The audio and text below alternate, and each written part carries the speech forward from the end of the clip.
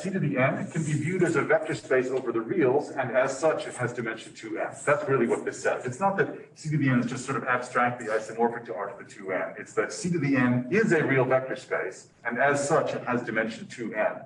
Let me tell you an explicit isomorphism.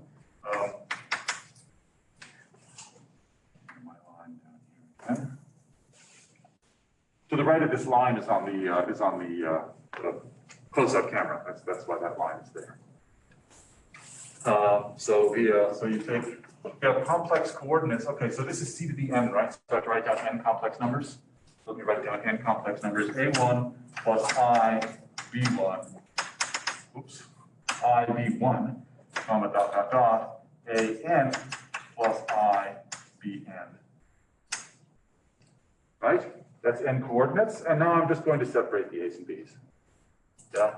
So it's just going to, that's going to map to A1, comma B1, comma dot dot dot, comma AN, comma BN. This is the most obvious thing you could possibly do, right? Every complex number takes two real numbers, just list those two instead. So you're making every sort of size 1 entry here into a size 2 entry here. You're doubling the size of the entries. Okay, so this isomorphism induces a map from the n by n complex matrices to the 2n by 2n real matrices. Right? Every linear transformation, every complex linear transformation that does something to these, right? It's just a matter of writing down what that does. So what does it actually do? It sends, so you view every complex entry, right? Because here you've taken each sort of single entry and made it into 2. That means that every complex entry here is going to be viewed as a 2 by 2 submatrix over here. Okay, so it's going to be a block matrix. This is r to the 2n by 2n, but it's really an n by n array of 2 by 2 blocks. Right? And each 2 by 2 block is given by one complex number that's going to be an entry of this matrix. So how do you take that complex number? What you do is you say that A plus BI gives you the following. It gives you the diagonal matrix AA plus the anti-diagonal matrix minus B, like this. Right? So you just view every single entry of this n by n matrix as a 2 by 2 block, and it's going to be this 2 by 2 block, which, by the way, you could view as A minus B, BA. But I want you to think of it this way. This is sort of A plus BI. Yeah? So what is that? That says that, it's the same thing as saying that 1 gets mapped to the matrix that is 1, 1. That makes sense, right? Multiplication by 1 doesn't change the entries. But multiplication by I, what does it do? It makes this one go into that one and this one go into negative that one. So it says that I is mapped to minus 1, 1, like this. Yeah, this says that the first standard basis vector goes to the second, and this says that the second standard basis vector goes to minus 1 times the first, which is what you think it should do. Okay. So, as a matter of notation, it's often useful to think of this as n by n matrices over C, and then this thing will be 2n by 2n matrices over R. This is sort of an analogy with the GLN and ON, so this is just M sub n. It's the matrices of size n by n. Yeah. It saves me from having to write all these 2n by 2n. So a matrix A in M 2n over the reals is complex linear if, what you may think, if A lies in the image of Dn. And I'm writing out the word image instead of writing just IM, because IM could be confused for imaginary, and I want you to see image when I write IM there. I don't want you to think it's the imaginary part of Dn. I want you to think it's the image of Dn. Even IMAG wouldn't help. It's really annoying to have to write the whole word.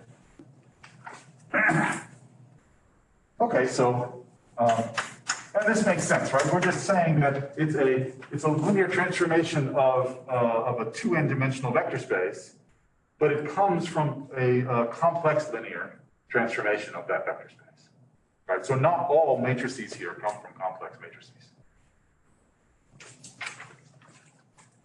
So the statement is that A is in UN. Remember what UN is. UN is the unitary group. So that's the unitary group, right? And that's the ones that preserve the standard complex, the standard Hermitian form on C to the n. Remember what the standard Hermitian form is? It's just that you multiply a vector, you multiply it by the transpose of the complex conjugate of the other one, right? So this says x, y is y bar transpose x, otherwise known as y star x. Right, that's the standard Hermitian form. Just check. If you ever want to check whether you've got it right, remember that the x has to be greater than or equal to 0. And so what you do is you check here that x star x is in fact a sum of squares and is therefore greater than or equal to 0. That's how you know you've got this thing right. Okay, so these are unitary matrices. These are the ones that preserve this form, right? So you're looking at ax, ay is equal to bracket xy. Yeah, preserves the form. So A is in UN if and only if A is in O2n of R intersect Dn of MNC.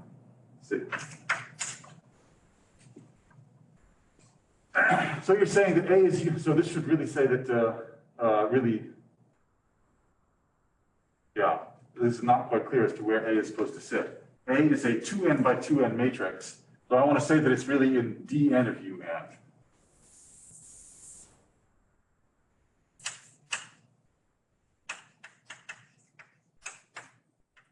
Right?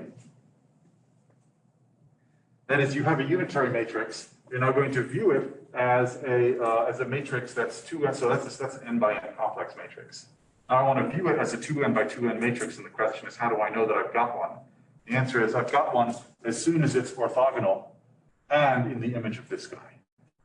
What this says is that, if you like, dn, there's other ways to write this, dn of un is equal to O 2n of R intersected with dn of M and C. Or if you like, you could say that A in dn, let's see now.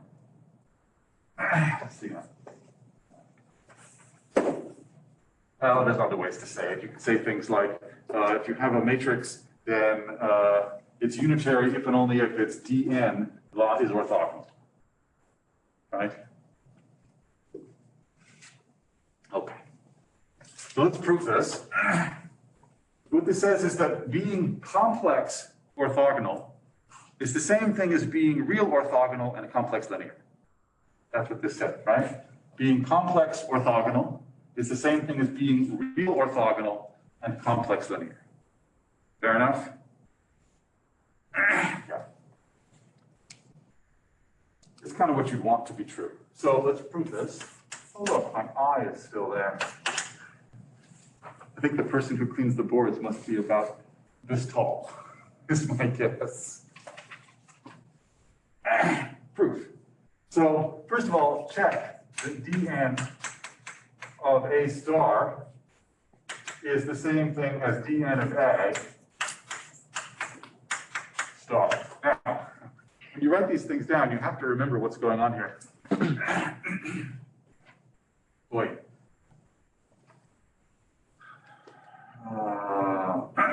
I need to be clear about whether A is in. Let's write it this way. Let me start off with my A being complex linear. So that's still true. Let me write it this way. A is in UN without doing anything to it, if and only if dn of A. Yeah, let's write it this way. A is in UN if and only if dn of A lies in O2n intersect dn. That's better. Now A A here, by the way, is a 2n by 2n matrix. That's definition for a real 2n by 2n matrix. Here I'm viewing A as a complex n by n matrix. Okay, so this is contained in M and C. So A is in there, but then Dn of A, that's a 2n by 2n real matrix. So that can be orthogonal, and it can also be, it is also, of course, in the image of that.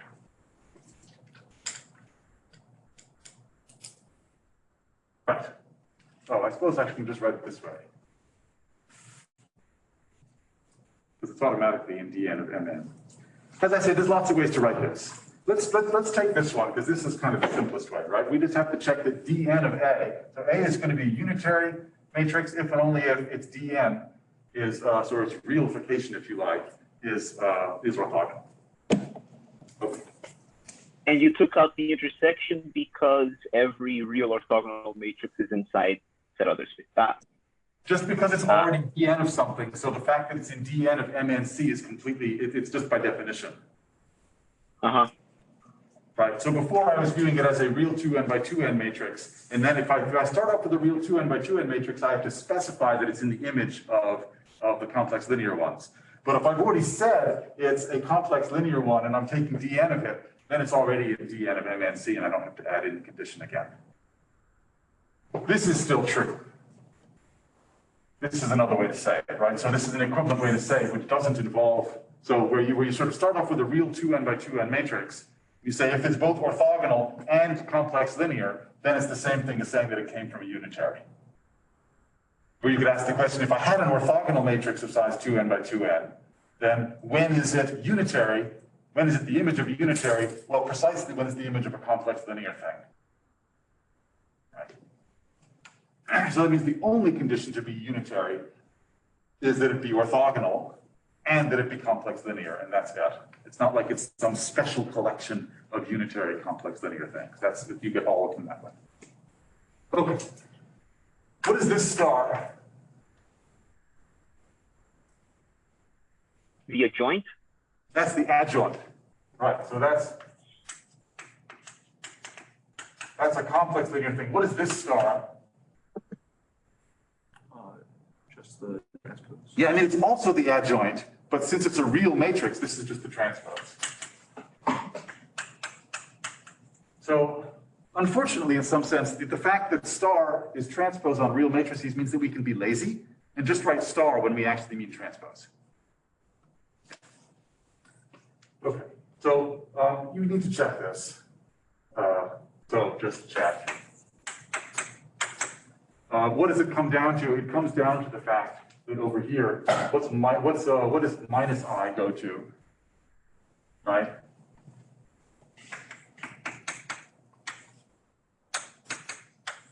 This is the transpose of the one that's I, right? This is a matrix that is sort of uniquely, that minus it is its transpose. Right, that's the whole point, is that minus I is the transpose of I. Right. Okay, that's the reason why this is true. So now, now I claim the following. I claim that Dn of AB is equal to Dn of A times Dn of B. So there's lots of ways to say what this means. This means that Dn is a ring homomorphism. So it turns out that this object here, this is a ring. You can add, subtract, and multiply, and there's the appropriate sort of distributive properties and these kinds of things. And you can add, subtract, and multiply these. And what this says is that if you multiply first over here, and then look at what happens over here, it's the same thing as moving both objects to here and then multiplying them over there. This says it's a ring homomorphism. It's not necessary for you to know that for this proof or anything. I'm just saying that that's what this statement really comes down to. It says that this is a ring homomorphism. Why is it true? Now, there's lots of ways to do this. One way is to painfully write out notation for all of the entries of an n by n complex matrix, and then apply Dn, and you get notation for a 2n by 2n real matrix. You have to do that for two matrices, multiply them, and check that the entries are the same. That is a way to do it. It's painful and it's long, and I feel that it's the wrong way to do it. The right way to do is to interpret the statement and see what the statement actually means. what does it actually mean? What this side means is that you view A and B as they're C-linear on C to the n, right? These are maps from C to the n to itself. That's what A and B are, right? They give you maps C to the n to C to the n. They're linear maps from C to the n to itself. Yeah? So what we're going to do is we're going to compose these. Right? We're going to take the product that composes the linear maps. We're doing B first and then A, but whatever. Yeah, we're composing them. And then we are viewing C to the n as a vector space over the reals. It is still the same set. Keep in mind, that's what I meant by this C isomorphic to R to the 2n. It's really that C is equal to R to the 2n. This is called a forgetful functor. So C to the n as a set is a C vector space. The same set is also an R vector space. It happens to have dimension 2n, but we haven't moved any of the points of C to the n to do this, right? It's still the same set, C to the n. We're just only viewing it as an R vector space instead of a C vector space, right? The point is that A and B are giving you functions, just functions. Forget about the fact that they're linear, right? These are functions from that set, C to the n, to the set C to the n. Now, we can compose those functions and then view C to the n as being an R vector space, or we can view C to the n as an R vector space and then compose the functions. But the same thing's happening. It's still the same set with the same functions being composed. It's just a question of when you want to abstractly view it as a real vector space instead of a complex one. But it's still the same set. So this one, you compose the functions. So you say you view A and B as operators or linear functions, operators on R to the 2n, and then you compose. But either way, what you end up with is you have this set, which you're calling either C to the n or R to the 2n, but it's the same set, and you're taking two functions and you're composing them. And it doesn't matter when in that process you view the set as being a real vector space. It was just a set the whole time. Right? This, in fact, doesn't even use the fact that A and B are C-linear. It just uses the fact that they're functions. This would be true of any pair of functions on C to the n. If you view them as functions on C to the n and compose them, it's the same thing as composing them and then viewing them as functions on R to the 2n instead. So this has nothing to do with the linearity of A and B, really. So the key fact here is that they're isomorphic vector spaces. It's not that they're isomorphic sets. It's that they're equal sets, right? The sets. Well, aren't all isomorphic? It's just the relabeling. Do it again. But I'm not even relabeling. I'm just viewing the same set as a real vector space. I see what you're saying. Yeah, you mentioned go ahead. You mentioned the forgetful functor, which is what that is. Yes, that's right. So what we're doing is taking the category of C vector spaces, and we're taking to the category of R vector spaces. And what we're doing is we are just forgetting about the fact that there were complex numbers. We're just using the fact that the complex numbers are an R algebra.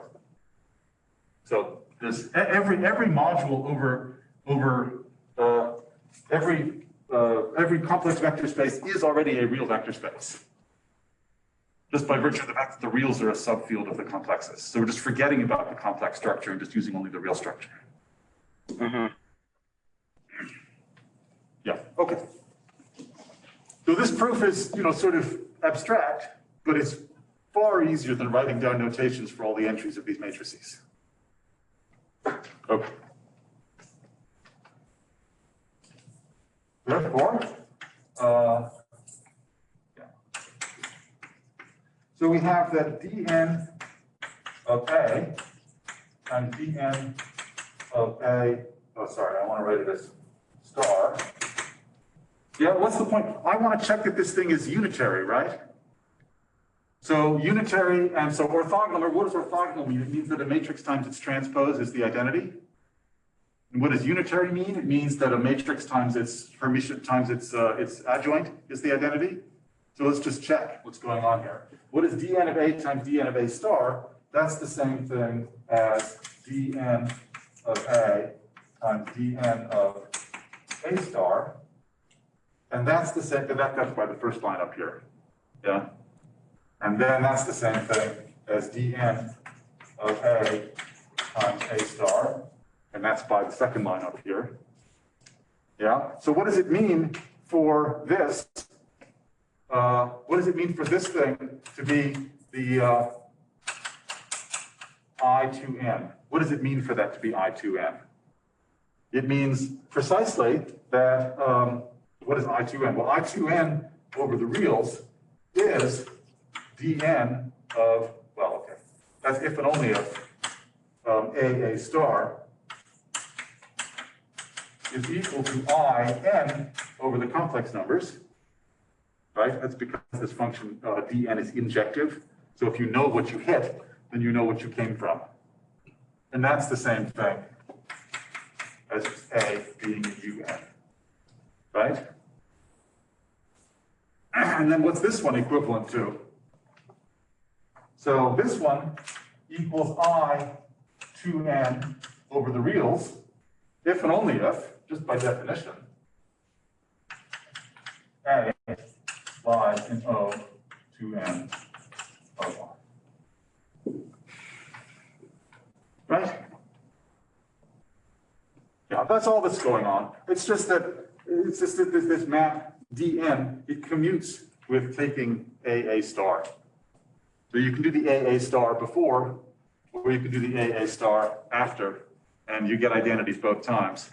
But on one side of it, it means that you're unitary, and on the other side, it means you're orthogonal. That's Isn't it dn? yes. Thank you. That's written in my notes that way too. Correct. Fair enough? Okay. I know there's no period in this thing, but there's sort of two. Period kind of goes over there, the way we drew this.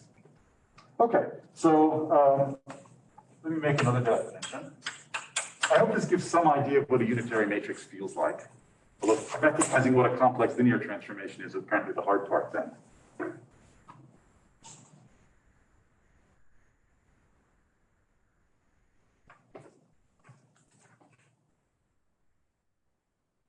That was that comment, okay. So for a vector space over our field F, remember that's the reals of the complexes when it's written with that boldface thing. So with our inner product, the orthogonal group of V is just the linear transformations from V to itself such that that preserve the inner product. So phi x phi is equal to x y, and that's supposed to be for all x y in V. Yeah, this is just the abstract version of what it means to be On of C or On of R. You can give me an abstract vector space with an inner product, and it still makes sense to look at the orthogonal group of V. The point is that I don't have a basis for V. I just have an inner product. So, proposition, I claim that to be in the orthogonal group, it's the same thing as saying, look at all the invertible linear transformations from V to itself that preserve the norm.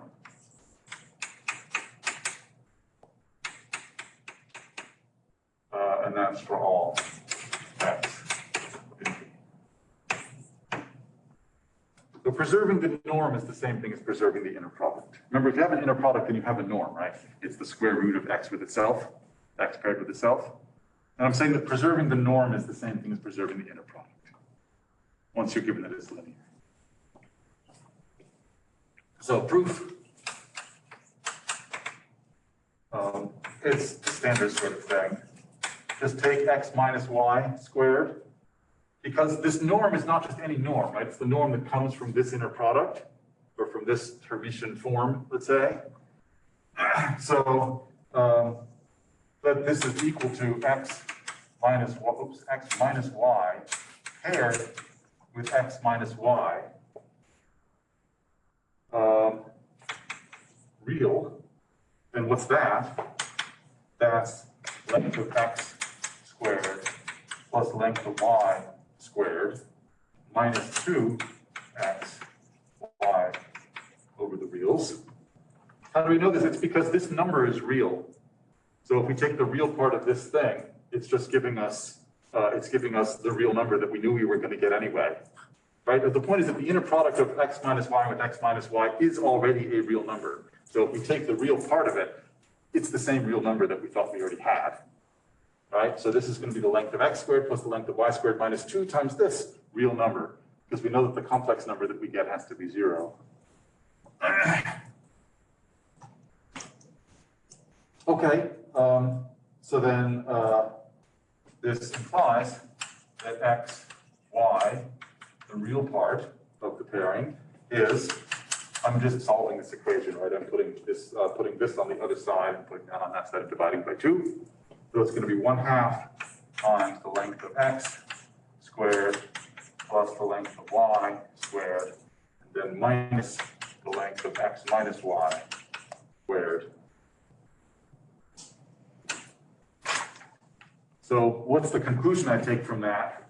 Remember, I was supposed to show that if you preserve norms, then you preserve the inner product? Well, we just expressed the inner product in terms of norms. This is something we've done like 3 or 4 times at this point, right? You can express the inner product in terms of norms. It's something that you should get used to doing.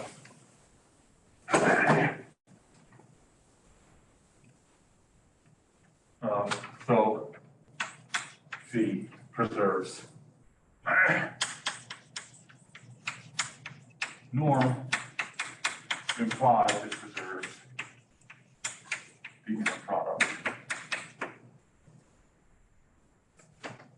Okay, so that's over the reals anyway.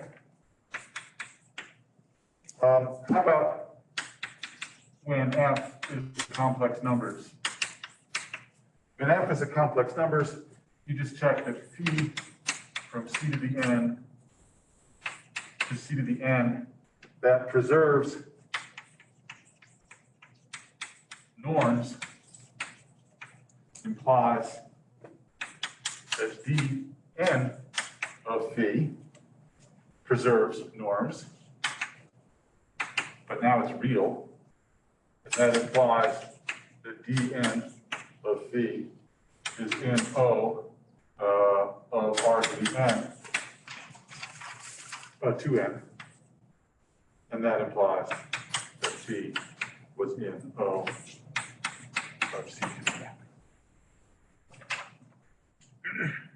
Again, remember that the sets aren't changing, you're just changing whether you view them as real or complex vector spaces. You might complain that the statement of the proposition was for a vector space that didn't have a basis, and this proof was for c to the n with a basis.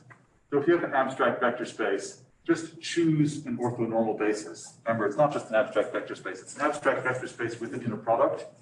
Just choose any orthonormal basis. That gives you an isomorphism with c to the n with the standard Hermitian inner product, and then use this proof.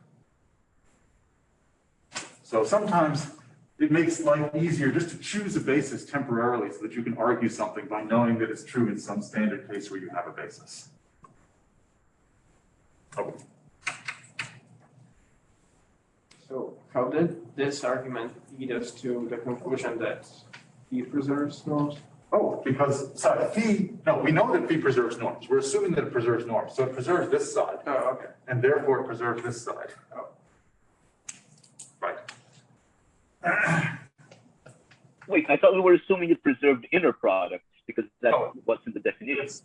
It's if you preserve norms, then you preserve inner products. Okay. So one way to write that is this. implies this, or this equals that. Right, so to preserve the inner product is a seemingly stronger condition than preserving norms. But the point is that if all you do is preserve norms, then you automatically preserve inner products. So I could have made the definition that says that O of V is the linear transformations, the invertible linear, well, the linear transformations that preserve norm. They have to be invertible, by the way, because if they preserve norm, then they have no kernel except for 0, right? Because a vector of non-zero length goes to a vector of non-zero length, right? So anyway, the point is that preserving norms is the same thing as preserving inner products. That's all this says. It's a matter of style whether you want to define the thing in terms of the stronger condition or the weaker condition. I usually choose to define the stronger thing, because that way when I conclude that something has this property, I know that by definition it does this strong thing. And then make the criteria and say, oh, you know, it's enough to do the following. So when I want to verify that my thing has the property, I use the proposition to do it. But when I want to use the property, I use the definition. It's a matter of style, though. You can do it either way. Okay, so proposition. This one's fun. If you have a matrix that is orthogonal within your field, then I claim that its determinant has absolute value 1. Right?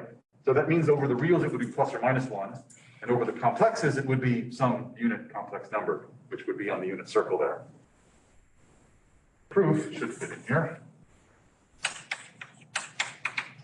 The proof is that what's the determinant of A star?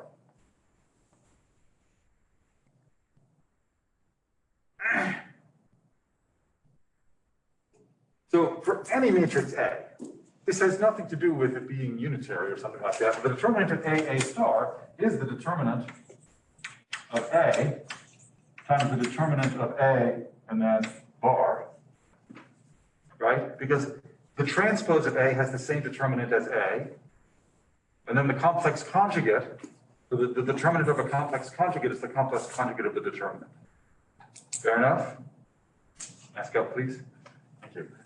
So this is, what is this? This is the length of the determinant of A squared, right? Because it's just a complex number times the complex conjugate of that complex number, which is the square length of that complex number. And so that equals 1. Where does it go? That equals 1 if A star is equal to B. That's all. Easy enough?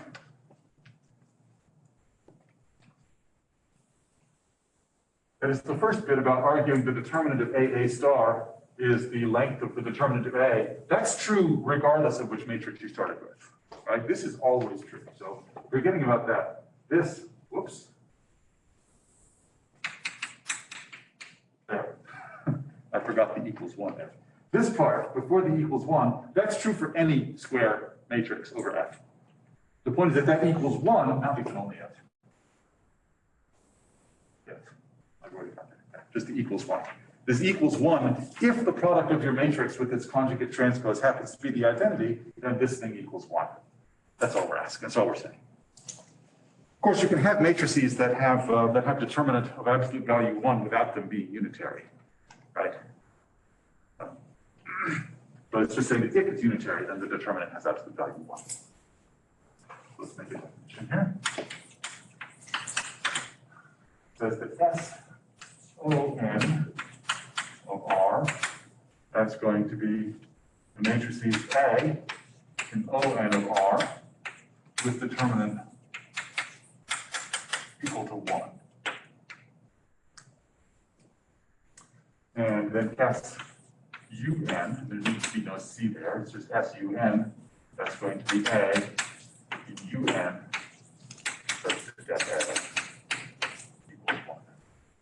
So here, remember the determinant could have been plus or minus 1. But here, the determinant could have been any complex number of absolute value 1. So this could have been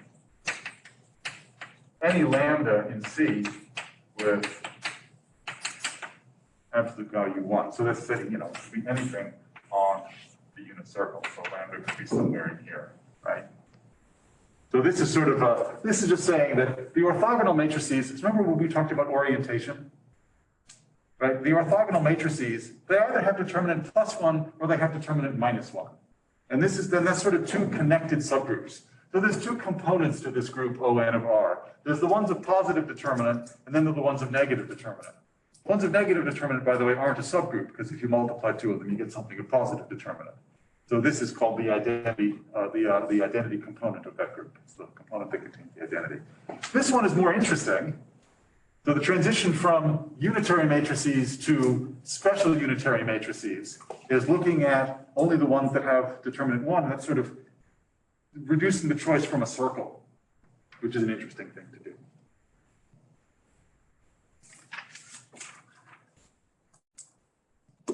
Okay, so that's what I wanted to talk about unitary matrices. Now we're going to do a little bit more sort of general algebra. We'll talk about the spectral theorem and normal matrices. Any questions about unitary matrices for the moment? Yeah, so the hard part about unitary matrices is not so much the orthogonality of them, it's the complex linearity. So try to sort of imagine what a complex linear function feels like. That's the real interesting part, right? Because we know that it's just oh, it was over here, right? That it's orthogonal and complex linear, but it's the complex linear bit that's the one that's sort of hard to visualize. Because orthogonal, we kind of understand preserving angles, rigid motions, and this kind of stuff. But complex linearity is a more complicated feeling geometric condition.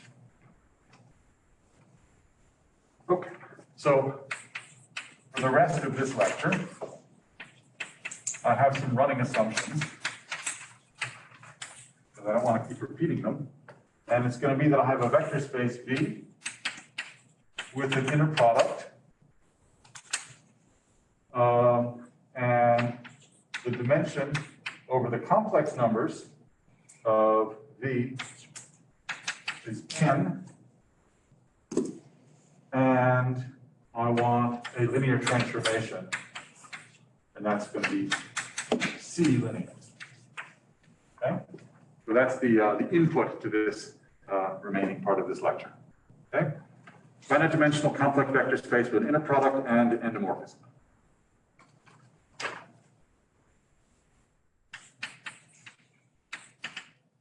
The theorem, I claim that V has an orthonormal basis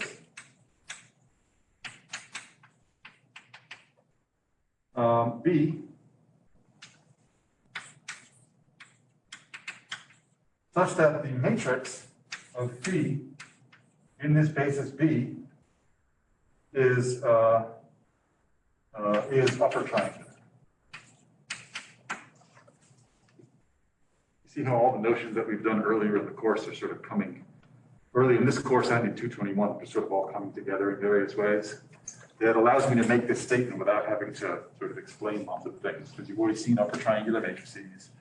You've already seen changes of basis, you've seen orthonormal bases and various kinds of inner products and this kind of stuff. Nonetheless, if you have questions about any of this, please ask. Right? If something's not clear, if you don't remember what a notation means, if you don't remember what the main theorem about something is, then raise your hand and ask, or even don't even raise your hand, just interrupt, because I'm not necessarily looking at everyone at all the same time. Wait, so did you say that Bn plus is upper triangular, or? Yes. Okay. Yes, this is upper triangular. So this is Borel subgroup of size n, and the plus means that it's upper triangular instead of lower triangular. So we did that when we did flag varieties. We wrote down these matrices. That's this. And the B stands for Borel.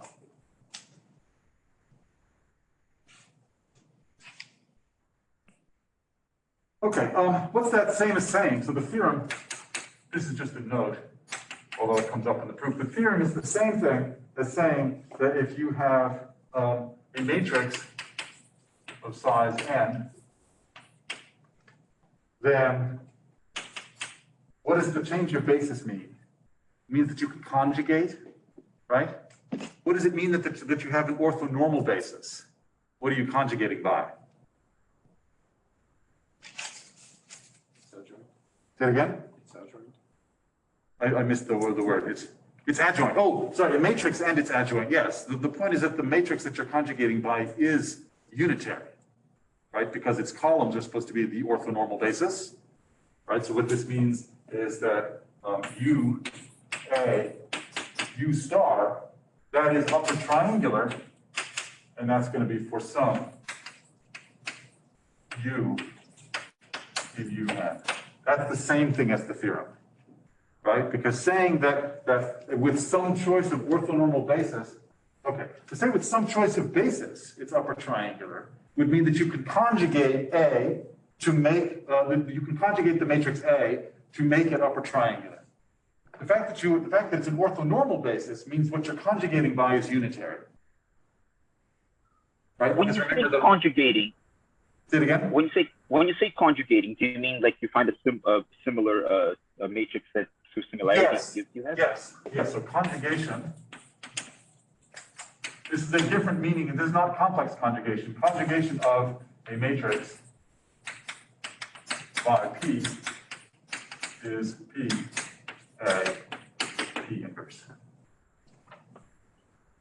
That's conjugation. Yeah, and that's true in any group. Conjugation is a useful thing to do in any group. It needs to be a group because you need the inverses. This is there. Okay, so let's prove this. What can you tell me about the n equals 1 case?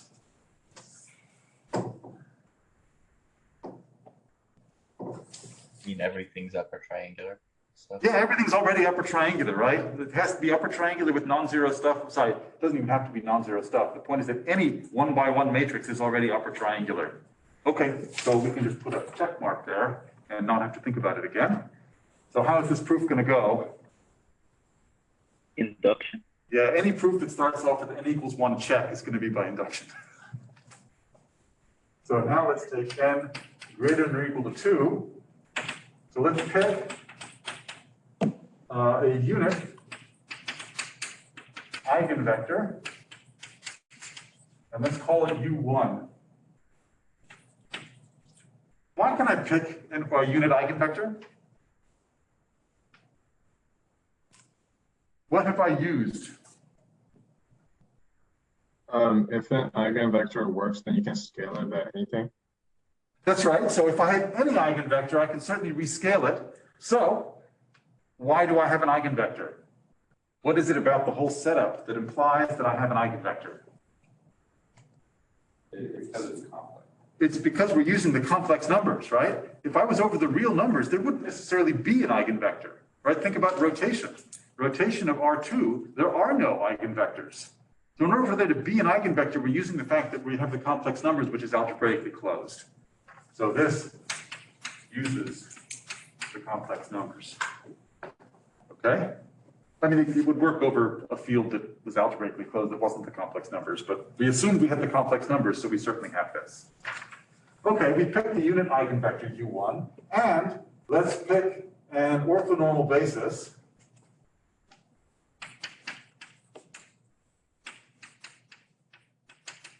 Let's pick an orthonormal basis V2 up through Vn for W, which is going to be U1 curve. Yeah, so W has dimension n minus 1. Yeah, it's got dimension n minus 1, and it certainly has an orthonormal basis, right? Because the restriction of the inner product to W is still an inner product, so it has an orthonormal basis. Okay, so what does the matrix of phi look like? We've got a basis that's U1 and then V2 through Vn, right? What does the matrix of phi look like?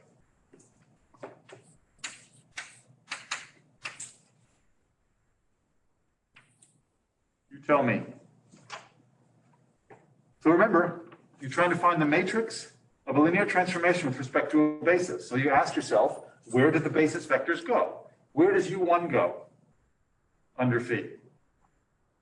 Lambda. Yeah, let's call it lambda 1. Right, and then what's the rest of the column? 0. Zeros. Right, because it's just goes to a scalar multiple. How about the rest of the matrix?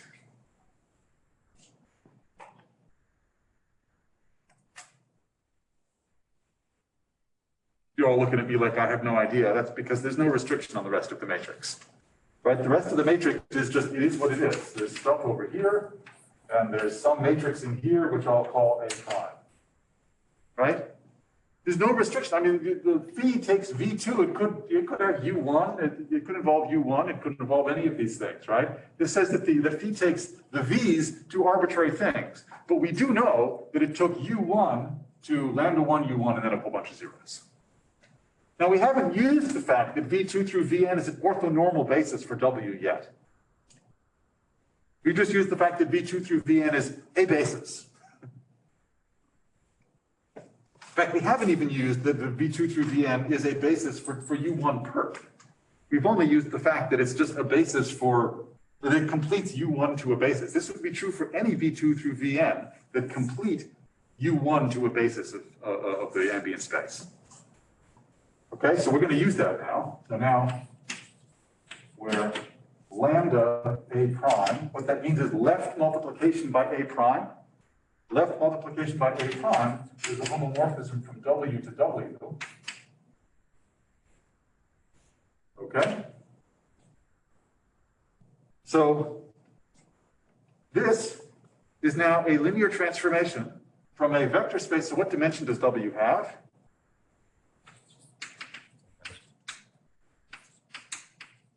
Is n minus 1. So W is now an inner product space of dimension 1 less than V. So what do we know about those by induction?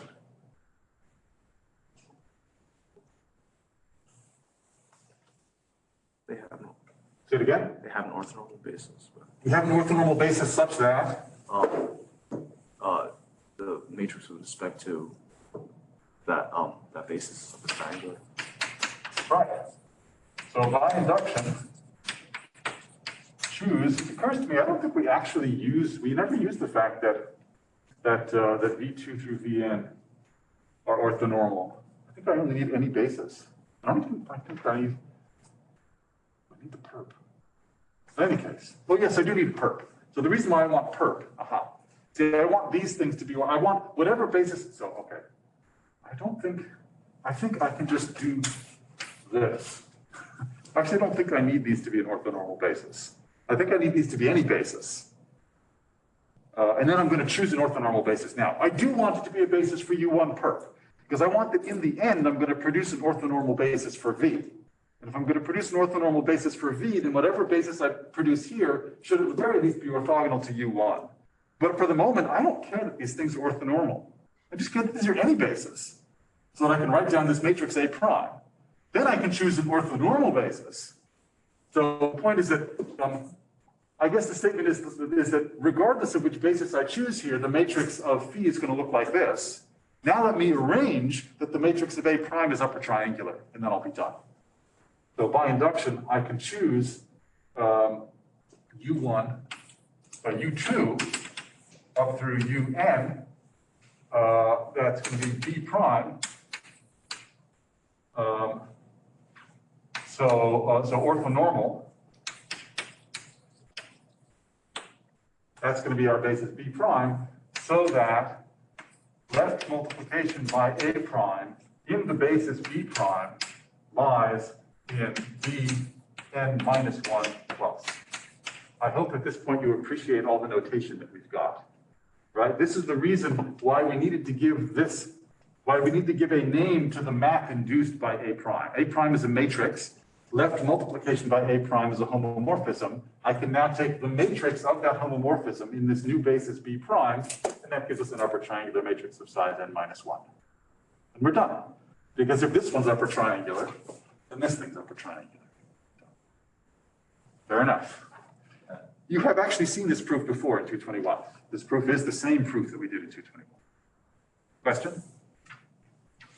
I just wonder why you use like B plus N, such a notation. B, what does B mean? It's B.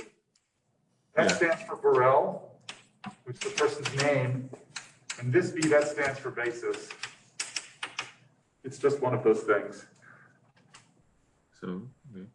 So what does Burrell like related to this? So look up Armand Burrell. Oh, Armand or Emile. Ah, there's two of them. I think it's Armand Burrell. But don't do that now, do it after the midterm. I don't want you to look up Wikipedia stuff now. It's a person's name. In mathematics, it's common to associate objects with people's names when they've contributed something relevant to the use of that object. It's just one of those things. Okay. Note, and we've already really seen this, the theorem and the proof, they both work over the reals if all of the eigenvalues are assumed real, right? We use the fact that we have the complex numbers to pick a unit eigenvector, but if we had an eigenvector already, then we could make it a unit eigenvector and that would be fine. Okay. So here's the corollary, and this is called the spectral theorem.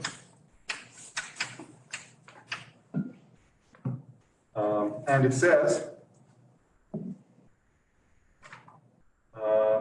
that if you have a self-adjoint operator, so phi is equal to phi star, that means that V has an orthonormal basis of eigenvectors. And furthermore, all eigenvalues are real.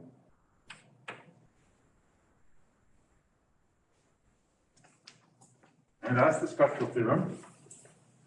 You've more or less seen that before. You saw that in 221. You might have only seen the real version of that without the complex version. But it's true for complex matrices too. All the eigenvalues are real. So what is this the same thing as saying? The corollary is the same thing as saying that if you have a matrix that is equal to its conjugate transpose, then A is equal to U D U star for some unitary U and diagonal and real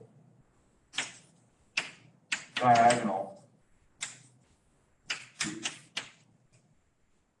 Yeah. The real diagonalizable by a unitary matrix. What's the proof? The proof is really nice, actually. It's that if you take a decomposition like this, an upper triangular decomposition like this, then it's automatically forced to be diagonal. It's not like, oh, you can massage it so that it's going to be diagonal. The point is that if you've got a decomposition that's upper triangular, it is already automatically diagonal with reals on the diagonal. Why is that? It's fun. So if A is equal to U, B, U star, right? So A is equal to U, B, U star with B in B and plus. It's upper triangular, right? But remember, A is equal to A star. So then A is equal to A star. What's A star? A star is going to be U star star, which is U, B star, which is B star, and then U star, which is U star. Right? This is the same thing as that, except that I've changed the B to a B star. Okay? Which implies that B is equal to B star. Remember, B is upper triangular. So for B to be equal to its conjugate transpose, that means that the stuff strictly above the diagonal has to be 0, and the stuff on the diagonal has to be real. Because it equals this, remember, this is an upper triangular matrix. When I take the transpose, the stuff above the diagonal goes below the diagonal, so it has to be 0. And the stuff on the diagonal gets fixed, but it gets complex conjugated. but it's equal after you do that. That means it had to be real. So this implies that in fact, the diagonal and real. And that's it. I really like that proof. It's very pleasant. Because it doesn't involve choices. It's just, oh, you've already made your choices and now you've got what you want. That's cool.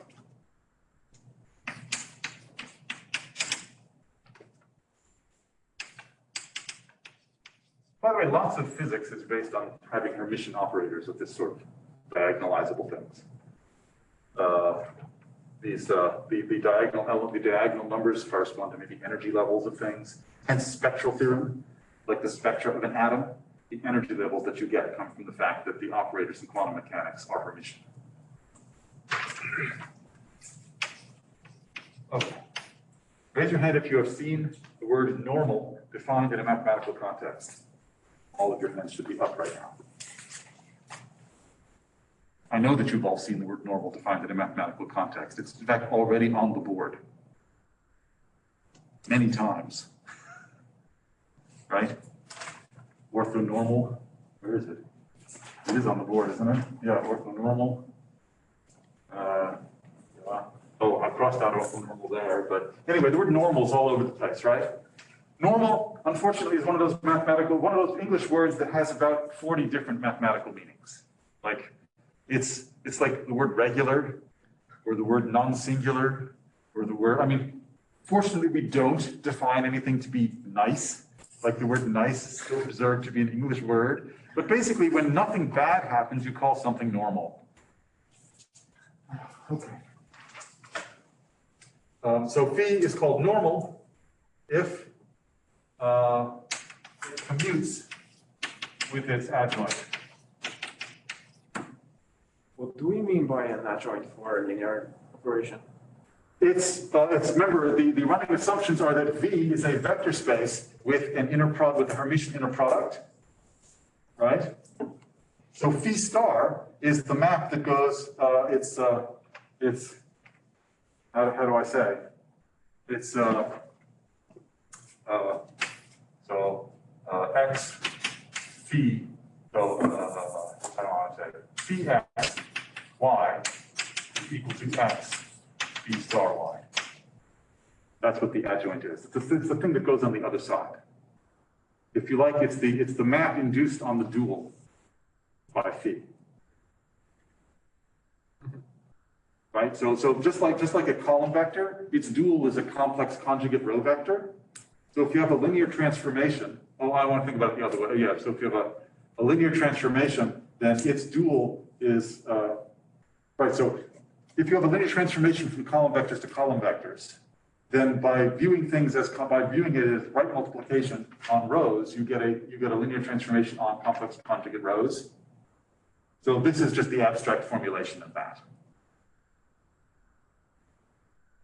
So look back at lecture 3, 4, I don't remember when it was, when we did duality, and you'll find the definition of this thing and the conceptualization and all that. But we can talk about it in office hours. But you will not lose too much at the moment by just thinking that that's a matrix and that this is saying that the matrix commutes with this conjugate transpose. You will not lose very much of the flavor if you do that. So corollary 2 says that phi, so what does it mean to be normal?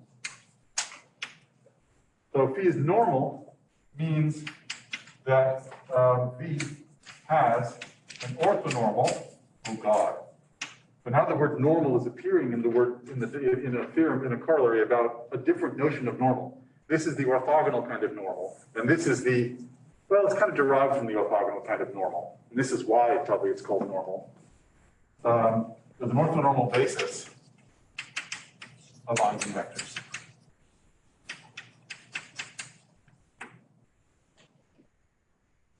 What's the difference between this and being self-adjoint? This is called self-adjoint.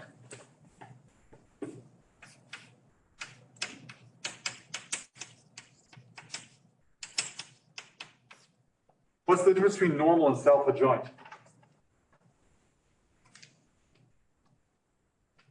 Self-adjoint implies normal? Say it again? Self-adjoint implies normal? Self-adjoint implies normal. Good, but what's the difference? In what way is normal weaker? Something happens for self-adjoint operators that doesn't necessarily happen for normal ones. What is it? Just compare the two corollaries. That one and I guess that one. These self-adjoint operators are always equal to themselves, but normal doesn't have to be. Well, that's true, but that's by definition. I want you to compare the corollaries. Yeah. That's the only difference. I just removed the word real. Everything else is the same. Yeah, so normal is like self-adjoint, but with the eigenvectors allowing it to be complex instead of real.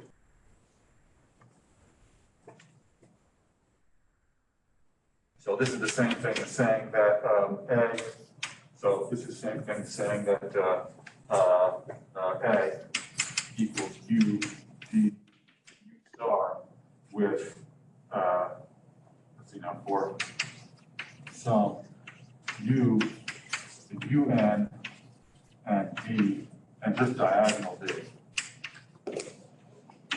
But I haven't written the word real, that's the point.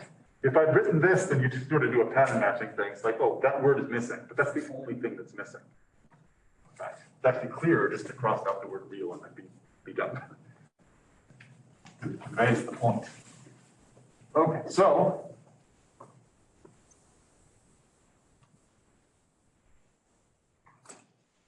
shall we prove this?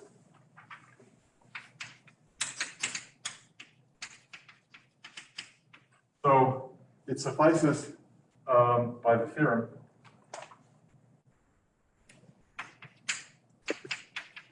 Which theorem? I mean this theorem, right? It suffices by the theorem to check that any normal upper triangular, that's an upper dash triangle, is diagonal.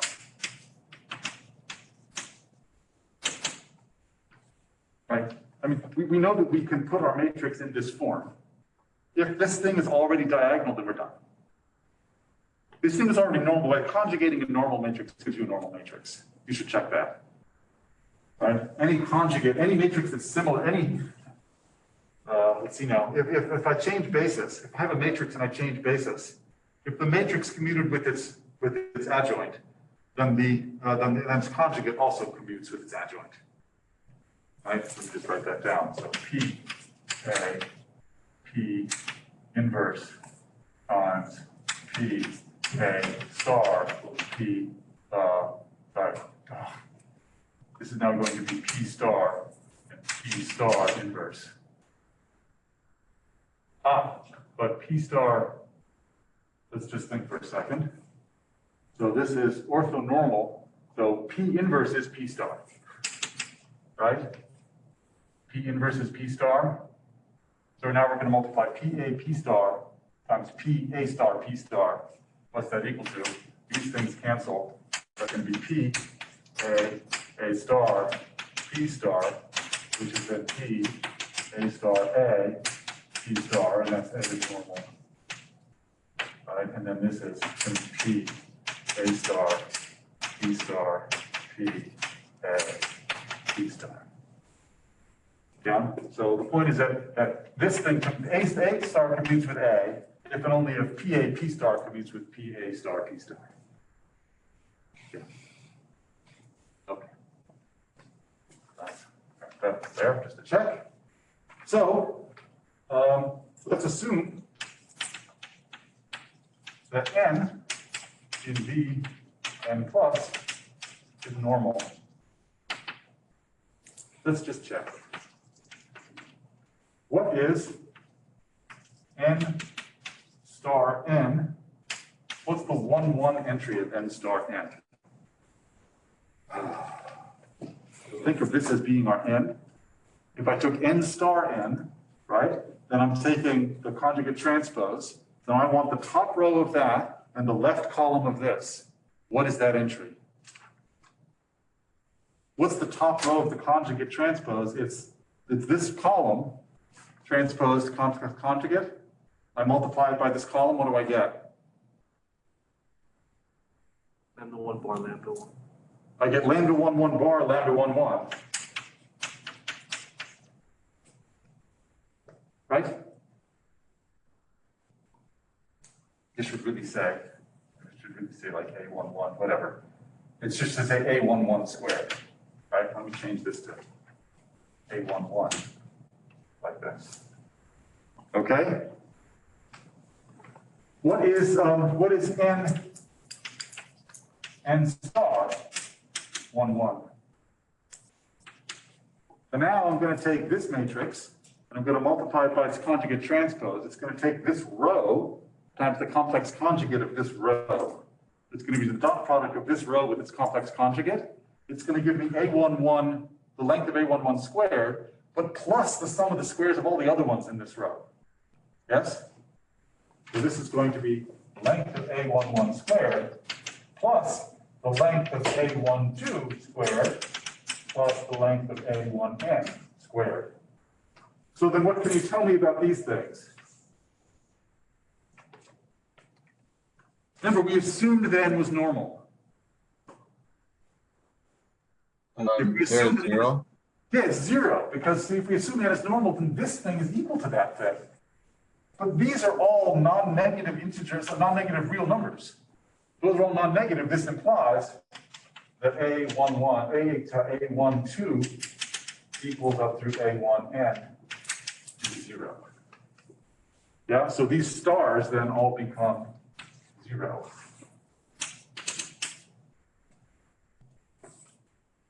Yeah? Okay. Then what? We can repeat the same for 2, 2 and a 3, 3. Yeah, I mean, now we're just going to use induction. It's the same induction we've seen before, right? So this implies that n star, and n star n are computed block by block. Right? I've got a block matrix up here, and I've got a block matrix down there.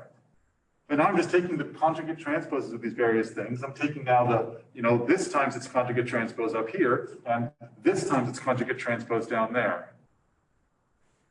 And the point is that this thing is normal, so this means that A prime here is normal. So let's call this, well, here it is.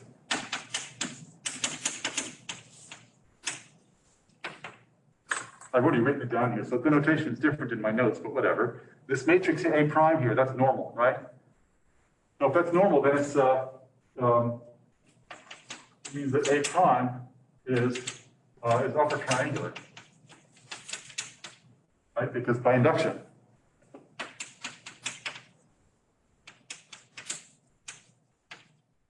This is now a smaller matrix.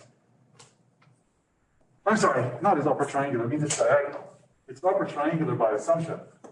It's diagonal, right? The point was that we assumed that our matrix was upper triangular to begin with, right? We assumed that n is in Bn plus, so we assumed that it's upper triangular. What we just showed is that automatically the top row is 0 outside of the first entry. And now by induction, the rest of the matrix down here, that's upper triangular. So that's diagonal as well, just by induction.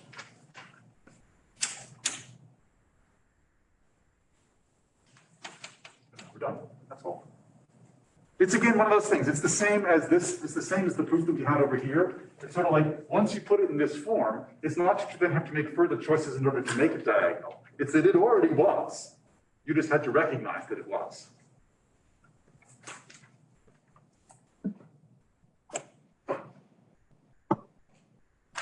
We'll do the last proposition next time.